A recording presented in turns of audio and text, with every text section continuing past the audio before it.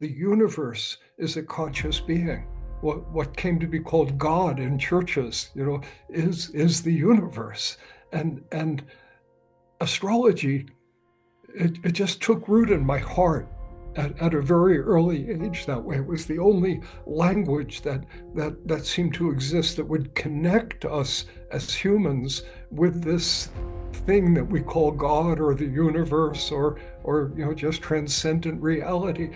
But what makes evolutionary astrology different? What makes it, in my mind, the best kind of astrology? But what makes it really work for me is that all forms of astrology will attempt to answer the question, what does my chart mean? That's what astrology is. Evolutionary astrology does that, but it asks another question. Why do you have this chart? What is the purpose of it? And as soon as we start to wrestle with that question, there's a fact we've got to swallow, which is you've had the birth chart you've had ever since the minute you were born. So anything that caused you to have that chart, anything that made it meaningful for you to have that chart, had to have happened before you were born.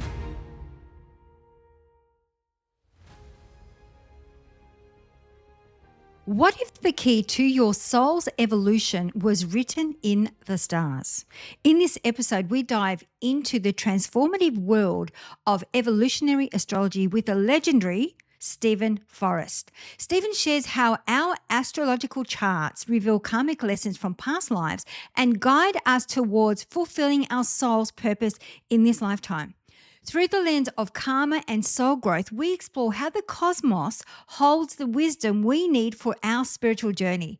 We break down the significance of the South Node as a reflection of our past patterns and the North Node as the path to our soul's evolution. Stephen's approach invites us to embrace free will and personal responsibility using our birth charts as a roadmap for growth and self actualization. So, enjoy this powerful conversation that will leave you with a deeper understanding of how astrology can illuminate your path to spiritual awakening and purposeful living. So, good afternoon, good evening, or good morning, again, depending on which side of the planet you are sitting on. At this very moment, we have another special guest for you. We have the most amazing Steven Forrest. Welcome to the show. I'm really happy to be here, Catherine. I am excited. I'm super happy to have you on the show. And as I was alluding to before, as soon as I woke up, which was 4 o'clock in the morning, I was jumping out of bed because I couldn't wait to have this conversation. So I'm super excited. So thank you. So, Stephen, the way that we love to start the show is we love to ask our guests, what inspired you to do what you do today? Yeah, an excellent question. My, sometimes people say, how long have you been doing astrology? And I'm inclined to say about 4,000 years. And, everybody smiles like you just did. It's kind of a joke and it's kind of not a joke. My first memory as a child was wanting a telescope so I could look at the stars. And Santa Claus came and brought me a little spyglass. I was very disappointed. I wanted the Mount Palomar Observatory or something like that. Now, I grew up in relatively conservative world, 1950s America, and astrology wasn't part of the language. So I was on kind of a science track, and I actually was an amateur astronomer as a kid, looking through more serious telescopes. But looking at a galaxy, for example, through a telescope, I had the feeling something was looking back at me. And it's not just the little green men, who I'm sure are there in great numbers, but this weird feeling that I couldn't even articulate at the time that the galaxy was alive, that I was looking into the eyes of some transcendent creature. And this is an ancient astrological notion that the universe is a conscious being. What came to be called God in churches, is the universe. And astrology, it just took root in my heart at a very early age that way. It was the only language that seemed to exist that would connect us as humans with this thing that we call God or the universe or just transcendent reality. So I was an astrologer by the time I was 13 years old. That is, I've never heard anyone explain it that way. That's so beautiful. I just got goosebumps as you were explaining it. I look at it as uh, we are all part of the cosmos. And when you talk about there's a real consciousness about it, it's really hard to even contextualize it or put it into words, but you said it so beautifully, so Yes, beautifully. Yeah. yes. Yeah, thank So you. the thing I'm sure our viewers and our audience really curious and for me too as well, because we hear there is a lot of astrology and different types of astrology, whether Yeah, it's Vedic, Horary, and there's lots of different astrology. What specifically is different about revolution, oh, evolutionary astrology? If you could unpack that, that would be wonderful. for sure. Yeah, I'd love to. It's one of my favorite questions. I uh, I'd like to start by saying I have great respect for many different forms of astrology. The great American astrologer is still alive, getting older now. Robert Hand was once asked, which was the best kind of astrology? A really loaded question, and he had the most brilliant answer. He said, "Which which is truer, French or German?" And I thought that nailed it, that you can tell truth in Vedic language or Hellenistic language. Um, but what makes evolutionary astrology different? What makes it, in my mind, the best kind of astrology? I've never met any astrologer who practiced the second best kind that they had ever discovered. So, again, respect for everybody. But what makes it really work for me is that all forms of astrology will attempt to answer the question, what does my chart mean? That's what astrology is. Evolutionary astrology does that, but it asks another question. Why do you have this chart? What is the purpose of it?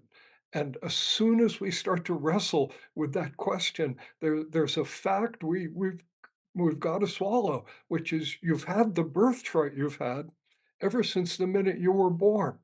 So anything that caused you to have that chart, anything that made it meaningful for you to have that chart, had to have happened before you were born. The chart is an effect. What caused you to have it? Now, that's not a proof of reincarnation, but it sure is consistent with reincarnation. And so we use the language of past lives that you're born in a certain karmic predicament. Your chart will do two things. One, it will reflect the nature of that karmic predicament, the condition of your soul at birth. And the second thing, the real exciting one, is how to get on with it, like what you're here learning and how to learn it. And I just put the cherry on top of the sundae here. When I'm sitting with a client for the first time, I say that if you live the life I'm about to describe, more or less, nobody's perfect, of course, but if you approximate it, you win the grand prize. And here's my Scorpio to your Scorpio. Here's the grand prize. You'll lie on your deathbed with a smile on your face, with the feeling that you did what you came here to do. And there's no greater victory available to anyone on this earth than getting to the end of life with that good heart. The chart tells you how to do that. I mean, it's sacred and it's exciting. That is amazing. So basically the difference is that you're looking into the chart. Evolutionary astrology is looking into the chart where you're really focusing on not so much what you can see in chart, but why you've come here. So looking into a past life. So because I've also heard that the South Node is very much your karmic node, which Yeah. is this is our comfort zone. So this is what we've come here to not so much learn, but these are the tools we've come here to live and then focus on our north node to bring past life or what we've come here to fulfill in this life, but focusing on our north node. Is that correct, Stephen? Yeah, yeah, that's totally accurate. There's a bit of a giggle here, but a giggle that could lead us to some wisdom. Uh, there are lessons I have learned in life hundreds of times. And of course, as soon as we think about that, you start to wonder, have I actually learned anything if I keep making the same mistakes over and over again? And we all do that to some extent. Now, the royal road to understanding systematically the source of your basic mistakes in life is to think of that south node of the moon. Something hurt you or confused you or deluded you, a lot of possible stories, but in a past life, we don't know the specifics of your past life. We kind of see the effect of it in that south node. And we have a tendency to fall into the habit of repeating those patterns over and over again. But the north node is the cure for them. The north node puts the most tension on the south node. There's an astrologer here in the US called Michael Luton, who's a wonderfully witty guy. And I wrote a book called Yesterday's Sky. It's like 300 pages. He nailed the whole thing in one sentence. He used a metaphor from Alcoholics Anonymous, and he said the south node is the bottle, and the north node is the meeting. And you can just I love imagine that. somebody trying not to drink, and nothing could feel more natural, more like the comfort zone than pouring a shot of whiskey, but they know what's good for them is to go to the meeting. And that metaphor really explains the whole thing. It's funny, it's compassionate, and it's real. It is real, and it's I can so relate to it. Before we came on the show, we were talking about, isn't it funny? We were talking about lessons. So I explained to you that I had Scorpion rising, Scorpion moon, Pisces sun, but I also have my South Node in my first house. And In the I was fifth saying house. to you that boundaries is this repeating pattern. So this is like the lesson that I've obviously come here to learn. But isn't Yeah. it interesting how I know what I need to do, but I just can't seem to do it. I just it's one of those things because there's so much compassion in me and so much that I want to help the world and my community and and knowing that the flip side to that it's detrimental to my health. Mhm. Like it You has might it's almost like it's got to take me down to my knees before I go, okay, I've got to set some boundaries here. let me ask you one quick technical question before I respond. So your south node is in the fifth house, but what sign is it in? No, first house. My south node is in the first house. Oh, in the first house, I Yeah, see. with And that's why I was saying it's with in Neptune. Scorpio. So it's in Neptune, Scorpio. yes. Yes, okay. And so that would put your north node opposite the first house, Yeah, seventh house, seventh house. opposite Scorpio, Taurus. Yes. And so this is this is a very serious subject. I'm going to start with kind of a giggle.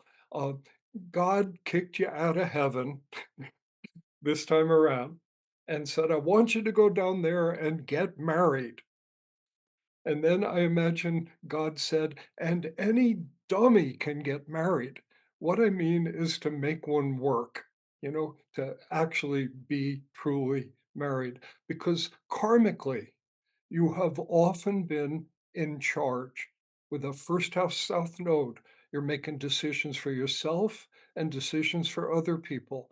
With the Scorpio energy, you're probably faced with pretty extreme circumstances. And so I never know the exact reality of a past life, but I can create metaphors that ring the right emotional bells. So you're in 14th century Europe, and you're a single mother with 7 children, and the Black Plague has just struck, and, like, what's a mom to do, Improvise, be responsible, be in charge, deal with the edge of nightmare all the time, and, it doesn't leave you much time for counting on anyone. If you're the mother in the Black Plague, you don't turn to your children for support, they're looking to you for support. There was nobody to turn to. You became, exaggeratedly self-sufficient, strong. And being strong usually is a help, but for you, you're too strong for your evolutionary intentions because you need to learn how to surrender to the right person. Now, I'm always afraid of talking too much, but I can tell you about how to find the right person if you're interested in that. Oh, you're speaking my language. Continue. I'm loving this. Okay, I can get into lecture mode pretty easily because astrology is never simple, and trying to turn it into sound bites, I just don't do that. I honor it more than that. So Taurus is the key for you. There's a woman who was a good friend of mine, and in a situation that I suspect has some analogies with yours, a very accomplished woman, attractive woman, psychotherapist, having a hard time finding a good partner because you want somebody who kind of matches you, is kind of your equal. She wasn't arrogant at all, but smart people don't hook up with stupid people, et cetera. Pretty people usually with pretty people, and so on.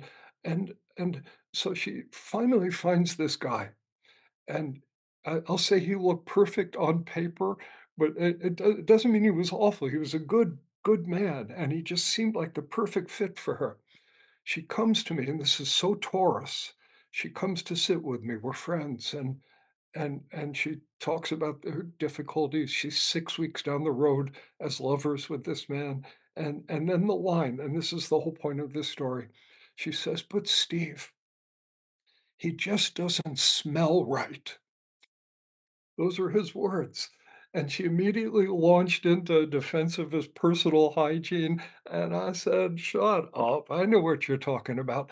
It's a reference to Taurus, her inner animal, her instinctual self, was saying, "He's a good man, but he's not mine." I wish she had listened to her nose because they tried to make it work for about 5 years, drove each other crazy. You're learning to trust your nose in this lifetime, especially when it comes to seventh house matters.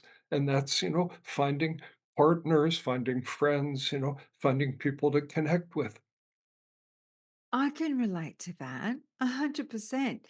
And it's interesting because then you start self-analyzing whether it's really what you're picking up on, whether it's a smell or he's got really weird fingers or whatever that may be. Yeah. That whether that's your intuitive intelligence actually saying, actually, that's not the right person. But then your mind goes, hang on a minute, who is the right person? Yeah. And then you step into you surrender to your own belief system or what's getting in the way. You let go of that. And but at the same token, I've learned so many lessons doing that. Um, but at the same token, it's like, uh, what does one need to surrender to? Is it the surrender to when you're talking about surrendering? Because I'm trying to I practice, and we have a positive psychology coaching academy. So it's interesting you talked about psychology or psychotherapy. So I am very much of the mind, but the heart as well. I talk about dropping into the heart. But the practice for me in this that I've been doing, and this is only probably in the last a couple of years, would be the non-judgmental, Mhm. non-attached, and non-resistance. Because that's when you talk about Taurus and seventh house, that's kind of like what I'm trying not to do anymore. Yeah. Yes. Yeah. Good instinct. But So how do you because you talked about surrender. How does one surrender? mhm, we have to understand, for starters, exactly what you need to surrender. And this will all be connected to the first house Scorpio South Node. It's what needs to be released. And so let me hit you with another metaphor.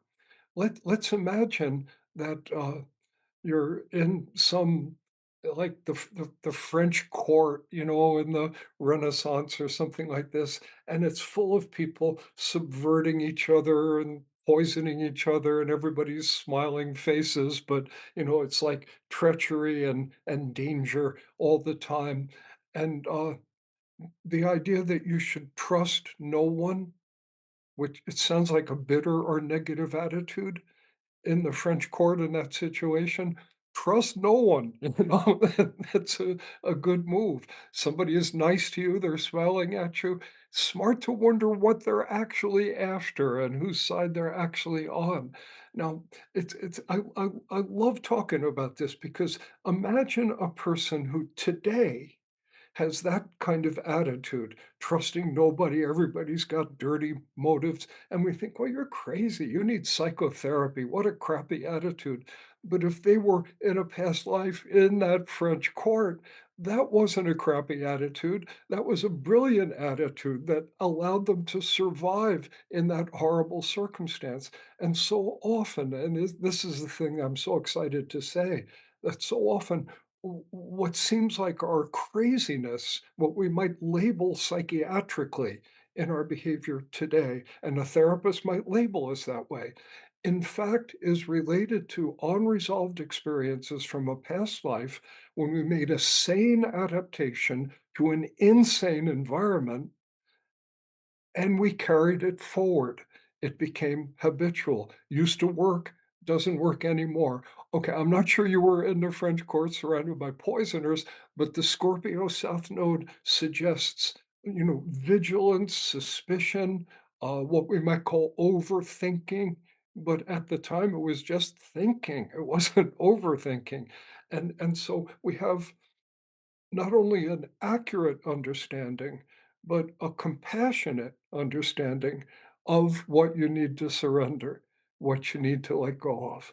And the notion, if I'm, again, this is complicated. I'd need to see your whole chart to do a good job of this, but just based on that North Node, if I'm going to bring, the perfect friend or the perfect partner into your life, it's a simple, straightforward, honest person who helps you simplify your own life, helps you feel comfortable in your body, trusting your instincts, somebody whose attitude is, of course I love you. Of course I'm not going to fail you. I'm not crazy enough to fail you. What we have is wonderful. Don't worry.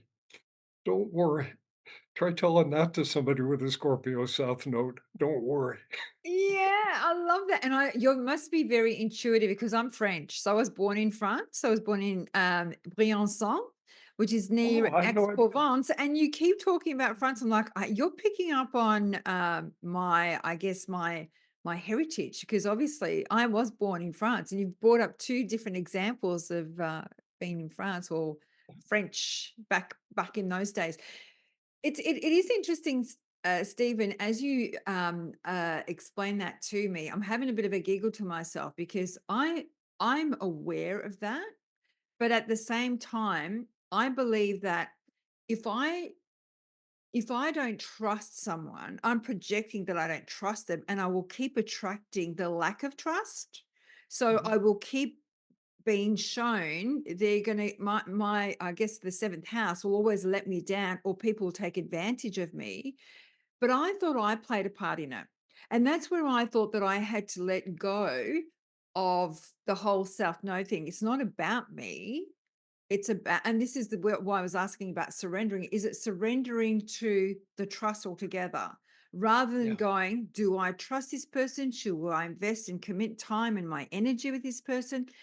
So how does that play out? I mean, and that's probably going to link to another question around free will, right? So how much control do I have over? I understand what you're saying, and I can relate to everything you're saying actually, but it's more about the thing of if I keep living my life holding my cards close to my chest, which I am very private, by the way, I don't let too many people in. Yeah, they're That's probably the Scorpio. Scorpio living in the dark in the cave. And I do say that sometimes I need to go into my man cave just to give, give myself the space. But how do you surrender to letting go of that distrust? Let's say, if that's been part of my karmic lesson, if that in my life, in my past life, that is some of Yeah. the experiences I've had, how do you transform that into this current life? I I wanna start off with a line that might sound depressing, but it I really don't intend it that way. Well, let's hope we can cheer it up a little bit, but here it is. This work takes a lifetime, you know? And, I just chased that with one more line. That's why you have a lifetime, you know? That's why you're here.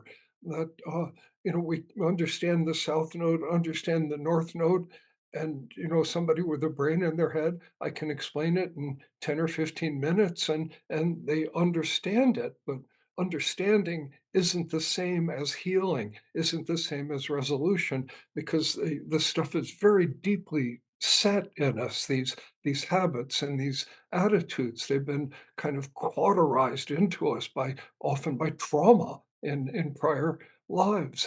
And so the idea that it takes a lifetime, I mean, we can hear that and think, oh no, I have to work on this for the rest of my life. And it's like, yeah, you do, but you can make progress, and the progress is incremental, but each step is a reward. It feels good. And then an astrologer can help, can accelerate the process by defining the problem clearly, defining the answer clearly. And again, I'm always self-conscious about talking too much, but I got another giant step to take. You okay? You ready for a little bit more? Okay, this Absolutely. will apply to you and me and everybody. I'm going to start off with experience I suspect many of us have had. We've got a friend who's very into positive thinking, what used to be called New Age thinking, and just think only positive thoughts and you only attract positive things to yourself. Somebody like that, not very Scorpio at all. But we know people like that, and here's where the story goes. You're going downtown to some event, parking is gonna be horrible, it's gonna be very hard to find a parking place, and your friend is reassured, "Oh, no, I am manifesting the perfect parking place." And we're kinda rolling our eyes like, "We're never gonna find a place to park." And sure enough, you get downtown, somebody's pulling out in the perfect place, and she pulls in. Sometimes that stuff works, you know? And the idea that our consciousness, our beliefs magnetize into our lives through synchronicity circumstances that reflect the beliefs. And I don't want to get totally into magical thinking. We can all control the universe by just thinking positively, because often that involves denying negative things, and that only makes them more powerful, and it all gets very complex. But your friend did find the parking place, and so there's something to this. Now, there's a reason I'm saying all this. It ties right in to the South Node. So that South Node is a deep-seated belief about life. It's also a flawed belief about life. We came by it honestly, but it's not helping us. It's in there.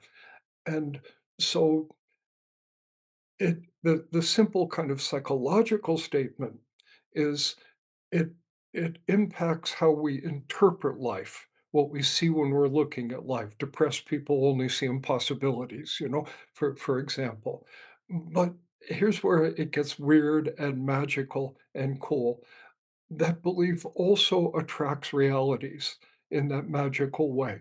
The same mechanism that allows your friend to find that parking place with your Scorpio first house south node can attract to your life nightmarish situations with people you can't trust, or with people who are basically looking at you for leadership. They may be older than you, but they're calling you mom, deep inside, because you have this karma of leading people, taking care of people in situations of extremity. That belief actually manifests as realities. It impacts the people you meet.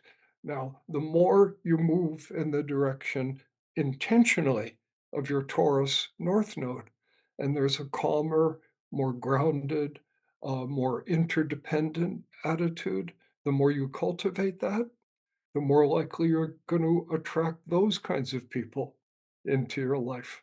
So the inner work on consciousness, actually has a magical impact, and that's the right word to use, magical, upon the realities we experience.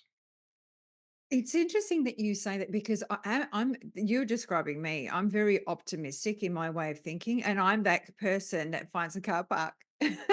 It's true. People always say, I say, don't worry, we'll get a car park, and I always do.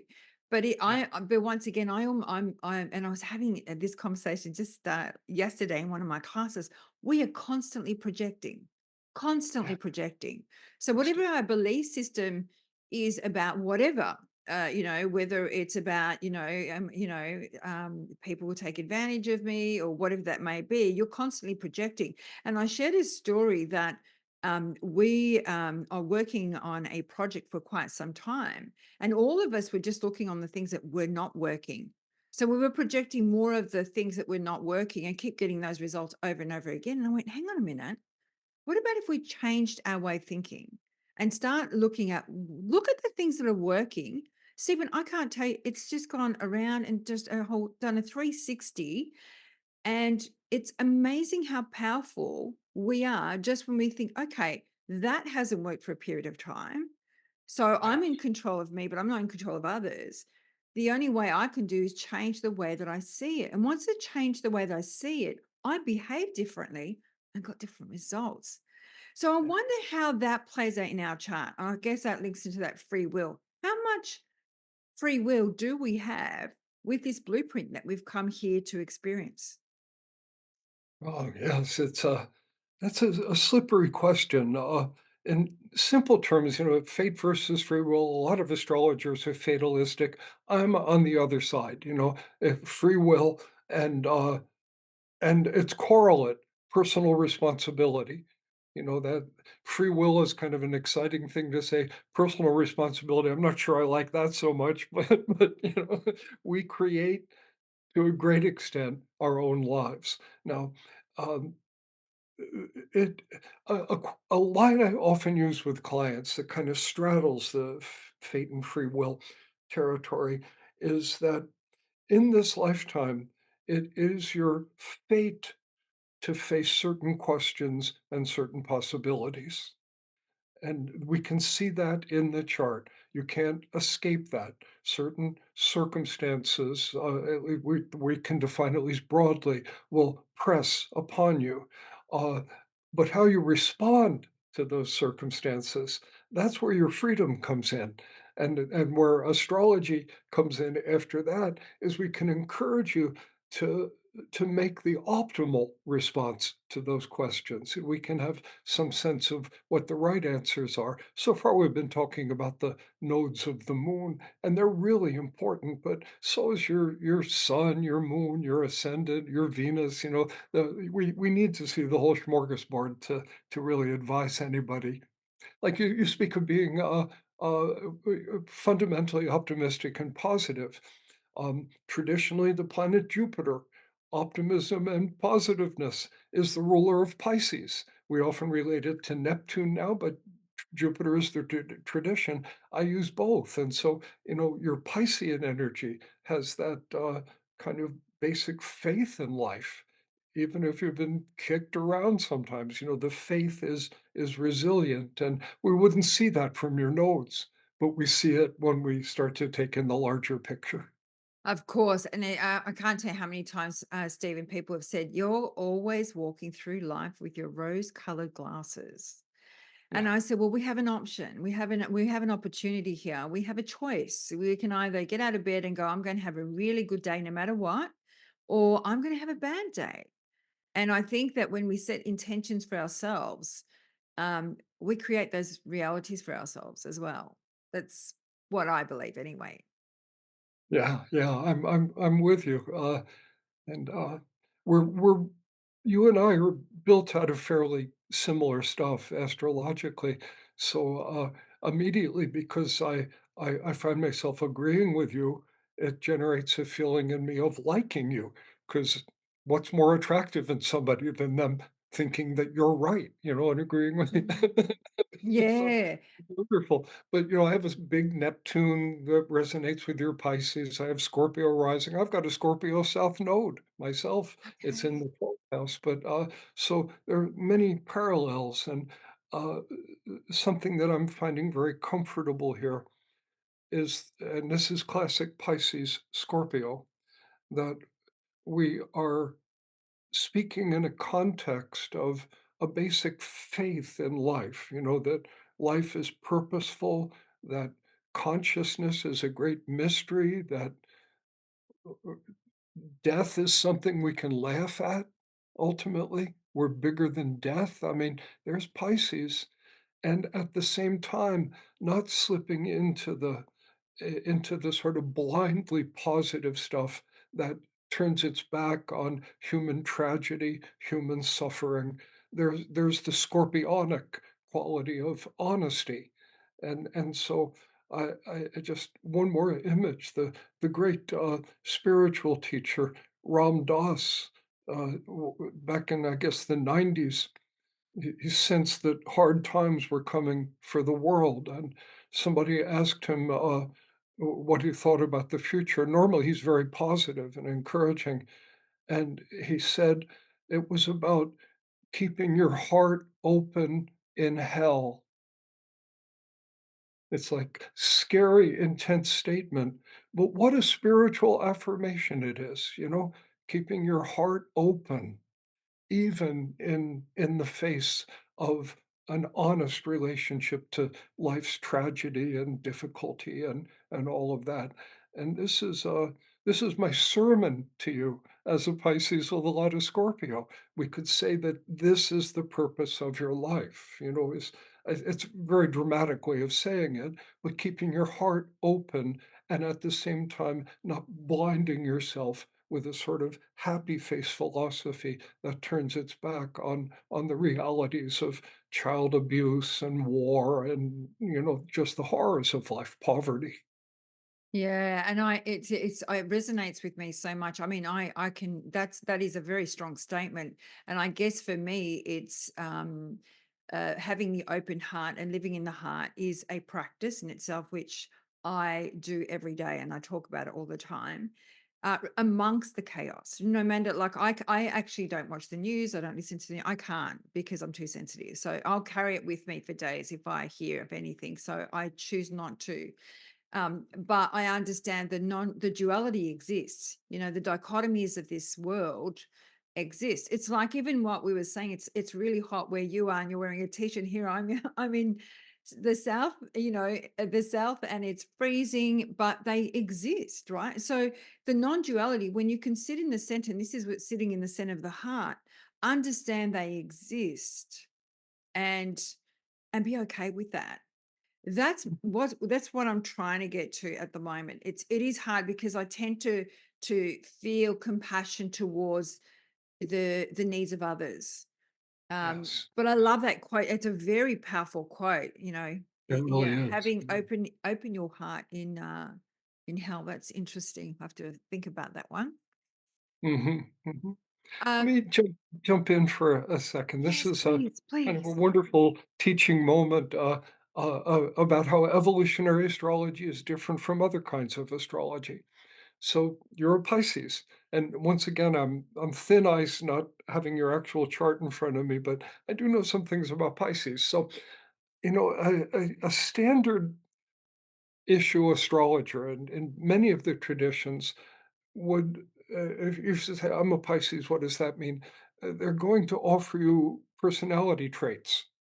They're going to say, "Well, you're sensitive, you have a good imagination, you're compassionate, you're inclined to be positive even in the face of loss, and there will be loss in your life, but you can survive it." And much of that can be accurate, but you see what they're doing. The underlying idea is that they believe that your birth chart delineates your personality. It's like, here's your personality profile. Fair enough. But we could have made statements about your personality 10 years ago that are not true anymore. I mean, my line here is think how dumb you were 10 years ago, and that's not meant to be an insult. That's like, congratulations, look how far you've come. I don't want to dismiss 10 years of evolution in your life. And so it's not it's not accurate to assume that you have a personality in the sense of something that just sits there. It's just not true. You can evolve within it. And so this is the impetus to practice evolutionary astrology rather than simply descriptive astrology. Now, cutting to the chase, you're a Pisces. So here's a line I would use if I were doing a session with you or a reading for you. I would repeat that you're born with a lot of emotional and psychic sensitivity, fairly standard astrological line, quite accurate. And then I would say you were born with more psychic sensitivity than you knew how to handle, and there's a bit of a spiritual crisis in this life. Now, you can handle the crisis, but you had better learn how to handle your psychic sensitivity, or you will find yourself overwhelmed. You'll hear the news, for example, and be depressed for a week. You know, there it is, sort of from the horse's mouth. And so how do you learn to handle your psychic sensitivity?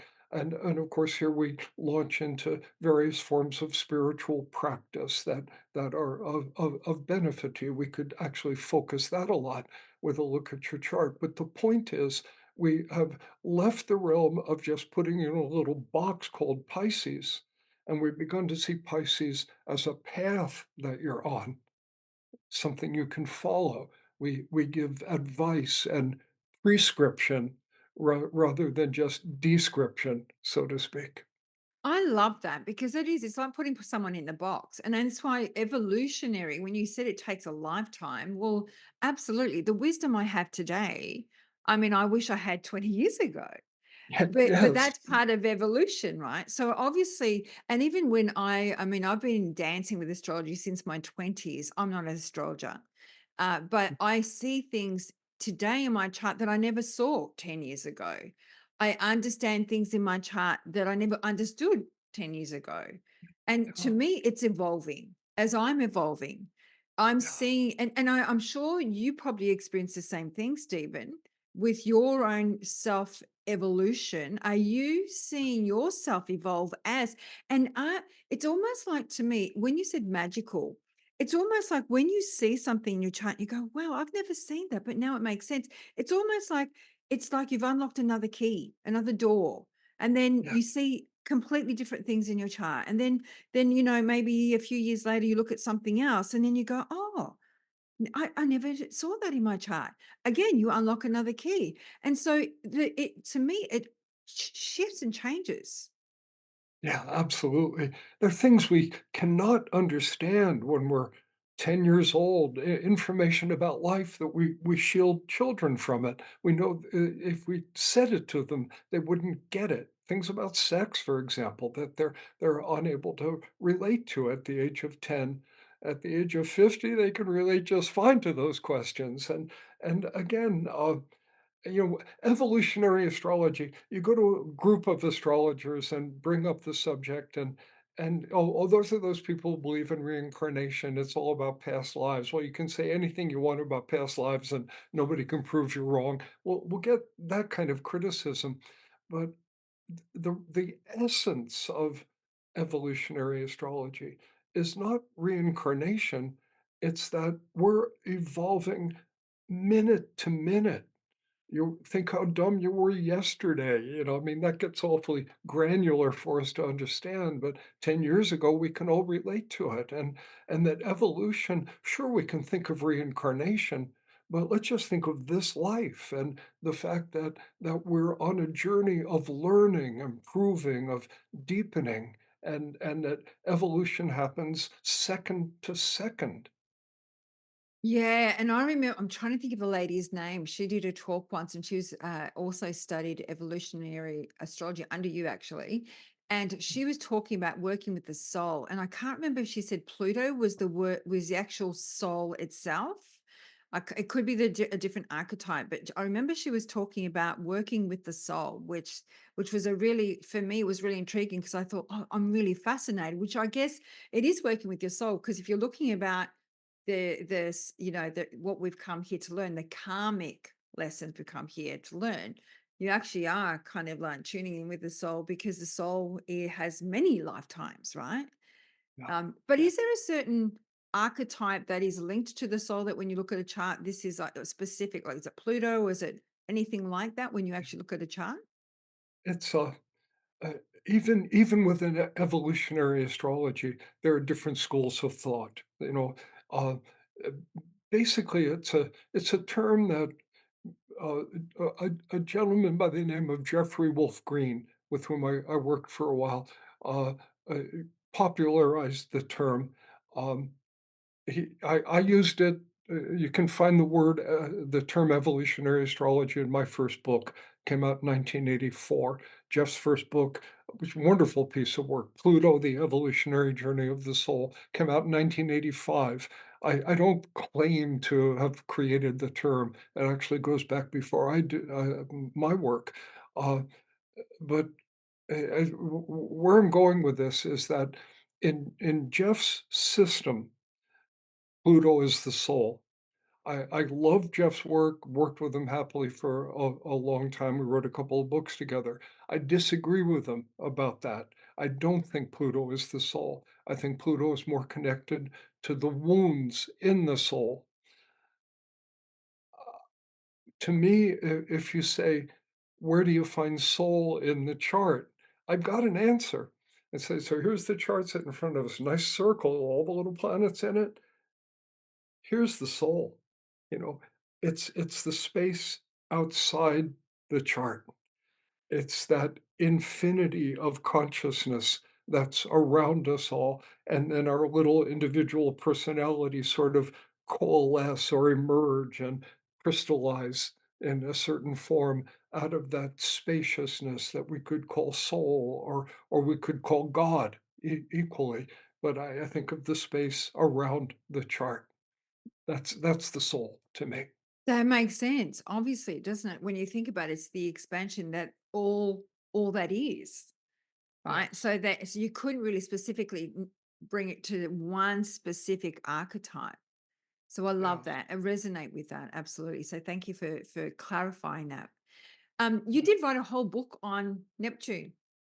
I'd love Yes. to unpack. So we were talking about. I'd love to really unpack a little bit about the book, the archetype Neptune. Love to understand the, because I was talking about, the light and the shadow aspects, and every archetype has the light, the shadow. That's talking about the Yeah. dichotomies at play, and understanding that, how do we know when we're in our shadow? Well, are we living a life of delusion, and all of those things, or are we living in that creative, expansive, and how do we balance between the two? But I'd love to hear more about the archetype Neptune. Yeah, absolutely.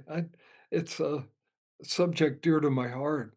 Um, One thing that stimulated me to write the book of Neptune was, I guess, 20 years ago or something like that. The astronomers decided Pluto wasn't a planet anymore, and a lot of astrologers hit the ceiling, and there's a whole lot of misunderstanding on both sides.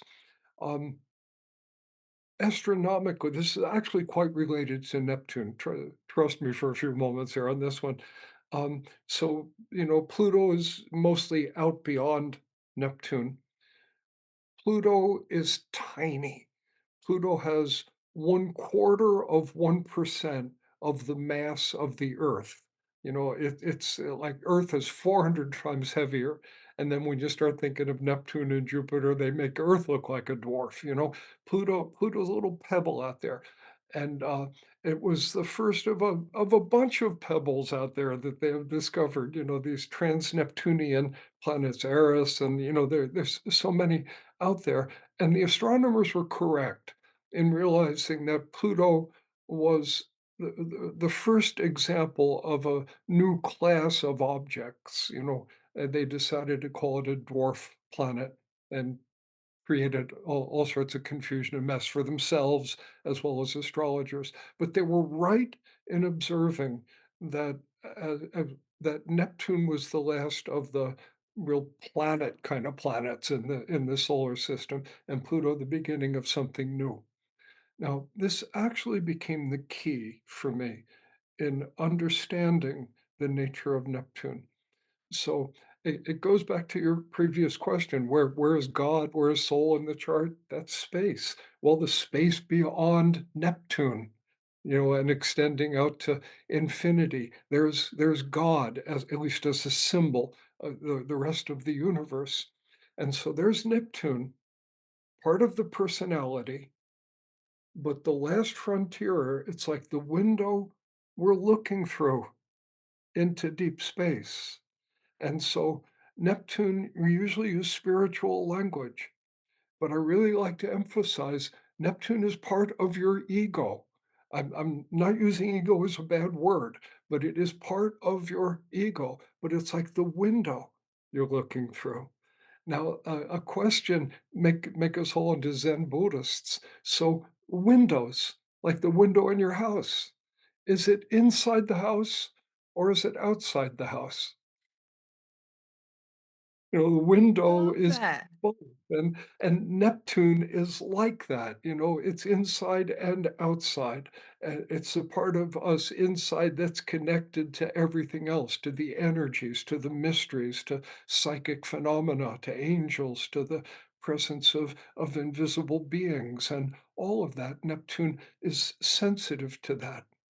Now, the next step, we think of, that window. Think of it like covered in Vaseline and the contents of the cat box, thrown at it. It's hard to see through that window, because it's all covered in crud. And that's our attachments, our fears, our desires, what the Buddhists would call our obscurations. I guess Christian might call it our sinful nature. It's not my favorite language, but why not? Our craziness, and that's the contents of the cat box, and it makes it hard to see. And the whole Neptunian process lies in trying to clean the window, so the light can come in, so we can see out. And that's our psychological work. That's our psychological work. And it's so interesting that Pluto relates very directly to psychological work. And so the first thing we see when we're trying to look through the Neptunian window is our own crap, our own craziness. And that's the next step. So spiritual work cannot succeed without psychological work. We have to clean our window. So Neptune gives us the desire. Pluto is the first step in our journey into the beyond. It's a whole cosmology that revolves around Neptune. I love that. I love that. And so that kind of also explains a little bit about the shadow and the light aspect of Neptune, what you were just describing then. So basically, Neptune archetype has come here as I don't even want to say window cleaner, but it's almost like cleaning our windows so that we have clarity, whether to see through our own darkness or Yes. our own shadows to then see the light and be able to expand on a different like expand our consciousness. Is that correct? Yes, yes. That would be the entire I I think you've nailed the purpose of life, Catherine. Yeah, I I mean know, right? I Yes. mean, I think, to the extent that we can put it into words, that's it. Yeah. Isn't it interesting? Because I've always looked at, and I'm conscious of your time too, but I just have, it's linking to Chiron because I've always looked at Chiron as the archetype, as the wounded healer. So we've come here to heal our wounds, and it's very much linking what to what you were saying with Neptune.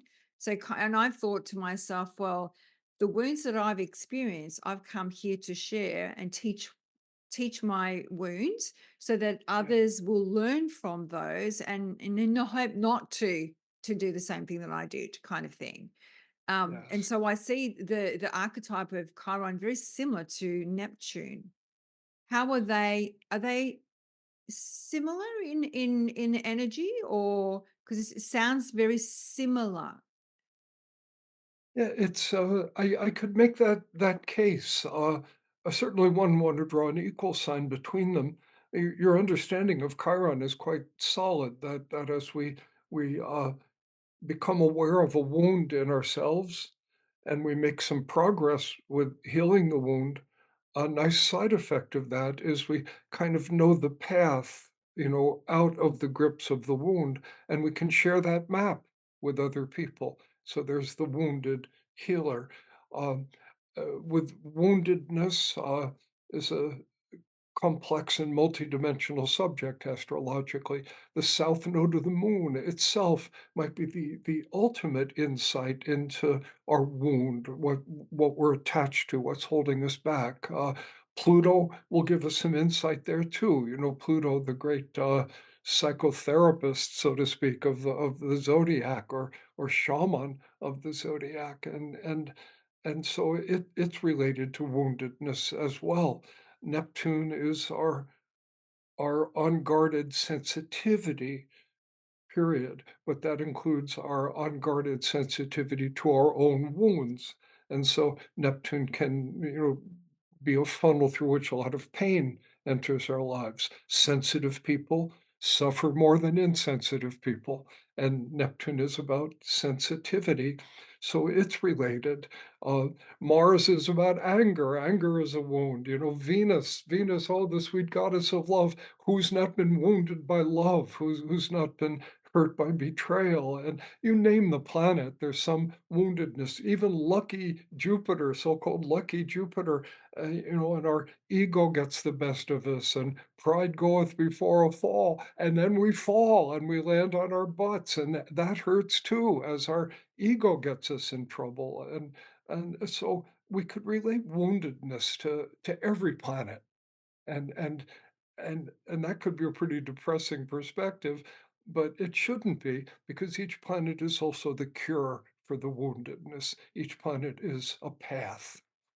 Yeah, I love the way that you described that. And absolutely, there is that shadow and the light in every archetype, whether it's a wound or a cure. I love that, and I think that from for our audience, really to look at your blueprint as a way, a path. I love the way that you describe that, a way forward. Yeah, And it is to work on our wounds. We've all come here to fix our wounds up. We've all come here with some sort of like South Node karmic ties that we've everybody. come here to Yeah. fix up and work through. And it's not dark and gloom. You can actually make it a beautiful experience because it's what you were saying before. It's how we respond to the situations that creates our reality and our experience rather than react. If we react we might get a different outcome. So I love the fact that you brought that up. Yes, when we react, reaction, almost by its nature, is not a conscious or thought out response. It's more of a reflex, and that brings us right back to the South Node, where we have these deeply seated reflexes that, again, we can look at them compassionately. They may have been sane adaptations to a crazy situation, but they're not doing us any good anymore, and yet they're still there. I think of like there's a 5-year-old child who wakes up the family with screaming nightmares, 3 or 4 nights out of the week, let's say, and everybody's a little worried about the kid's mental health. And that kid uh, was a soldier and died in a firefight in Fallujah, Iraq, a few years ago. Died in a state of terror, in war. And if somebody's scared to death in war, we think, yeah, that's good reality testing. Awful things happen in war, but then that emotion reincarnates with the child. It's the south node of the moon that we're talking about. And I underscore moon. What's the moon? The emotional body. Now, here's the key. This is so fundamental to why evolutionary astrology works. Get a bunch of people together. We get talking about past lives, let's say. Folks who are open to the idea, and we start sharing. We're all friends, and we have some impressions. I think I was in the great transportation when they sent all the thieves to Australia, for example, or the French court, or people have impressions. I say, "What was your name in that life?" "Well, I don't know." "What was your birthday?" "I don't know." "Were you married?" I don't know." We mostly forget our past lives. Simple observation. Even people believe we mostly forget. There's a level at which that's true. Let me say, the trauma of death, passage through the bardo, and rebirth mostly erases what I'll call your Mercury memory, the facts memory, names, dates, and name, rank, and serial number memory. That's erased by the trauma. But the memories of the heart, the moon memories, are robust enough to survive the trauma of death and rebirth. And that's what reincarnates. We don't remember our past lives generally, but we remember exactly what they felt like. That's what comes through. So the kid who dies in the firefight in Fallujah, you know, nightmares in this life, he's scared. What are you scared of? There's a monster under the bed. Well, look under the bed, "Oh, okay, okay, there's no monster." Well, now you can sleep. Next night, nightmares again.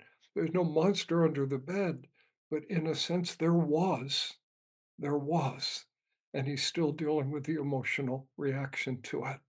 This is why evolutionary astrology works, and why the south node of the moon in particular is so central to it. Wow, that's so powerful because I was just thinking that happens. Like there's a sense or a knowing without an understanding. Yes, There's sometimes it's like, but I don't feel like I've experienced that. Like there's certain things in my life that I've experienced. I'm like, but where does that fear come from? Or where does that sense or knowing comes from when I haven't actually experienced those events in this life? But yeah, I carry the emotion of it. So I totally agree with you because I've experienced that myself you know what it without, feels like. yeah, without knowing why. Yeah. Amazing, amazing. So, Stephen, is there anything else that you would like to bring up before we wrap up the show and share your three shiny golden nuggets? Or is there anything else about evolutionary astrology that you would like to share with us before we wrap up? Well, let's see. It's a good moment for a product placement, of course. Yes, yes. My if anybody's interested in going further into this, my two websites. They're both Forest with two R's astrology, one word. There's forestastrology.com and forestastrology.center. They're different websites. .com leads you to a lot of free videos, a lot of videos you can purchase, books for purchase. Just it's my personal website, all the work of my lifetime. And then the Forest Center for Evolutionary Astrology is a serious school, about a 4-year program teaching evolutionary astrology. Takes real commitment as people want to actually learn how to do it. And that's the forestastrology.center website if anybody wants to learn about that. Thank you so very much. I will make sure that our team puts that all those links in the show notes. So, as we love to wrap up the show, Stephen, we love to share three shiny golden nuggets for our audience. So, what would be those three shiny golden nuggets that you would like to share with our audience? Number one, think of your chart, your astrological chart, as a path rather than a fateful prediction. You have the possibility of walking that path in this lifetime. If you walk it, you'll die with a smile on your face. Number two, once you realize that astrology actually works, and if we're open minded about it for an hour, it will convince you that it works. It subverts any notion that life is meaningless. There is an order behind all your experiences. Through synchronicity, your soul attracts the experiences that you need. You don't have to take that on faith. You can see chapter and verse how it works through an understanding of your chart. And it subverts the pants off the dominant paradigm where the great philosophical triumph of the 20th and 21st centuries is the idea that shit happens, the idea of randomness, and astrology refutes that.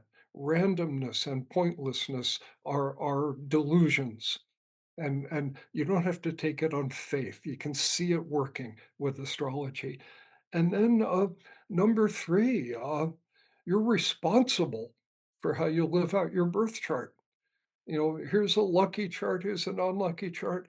Don't believe it. You're lucky to have a chart. They're all perfect, but you can make a selfish or fearful response to your chart, or a brave, creative, loving response to your chart. What you're going to do, can't see it in the chart. That's up to you. The chart's the question. You're the answer. Oh, I love all three of them. I got goosebumps again. Thank you so much. They're gorgeous. Uh, where do you hang out the most? Do you do YouTube, Instagram? Do you hang out the most in any specific I platform? do a lot of Facebook. I'm on Instagram, Okay. mostly other people posting for me from my school, but Facebook is where I live my digital life. Amazing. So we'll have that in the show notes as well. Stephen, I can't thank you enough for coming on the show. I want to say thank you for your time, your energy, and I really felt this conversation. I really felt you as you were speaking through evolutionary evolutionary astrology, getting my tongue twisted. So thank you so much. And I really, really appreciate your time. Yeah, you're welcome. It's been a pleasure. Thank Take you. care. Thank you.